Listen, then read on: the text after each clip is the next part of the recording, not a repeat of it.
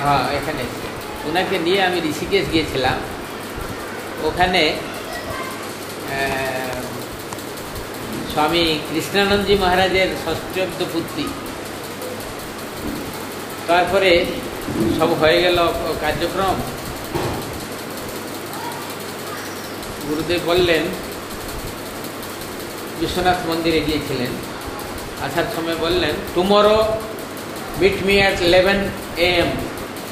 গুরুদেব বললেন, ওনার মানে আমরা টাইম নেই গুরুদেব থেকে। গুরুদেব বললেন কালকে 11টার সময় আমাকে দেখা করো গুরুনিবাসে।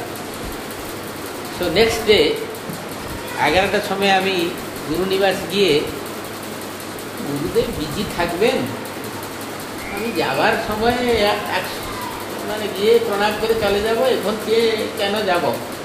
আমি গুরুদেবের গুরুনিবাসের নিচে এমনি ঘুরে চলে এলাম।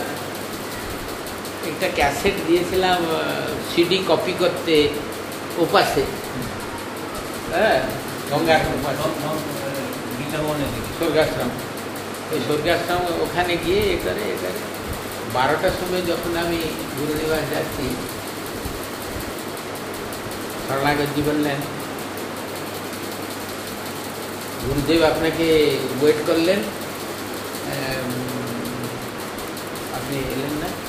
বললাম আমি এসেছিলাম, চলে গিয়েছিলাম। আমি ভাবলাম যাওয়ার সময় প্রণাম করে যাবো একসঙ্গে অপরপনাজিকে নিয়ে।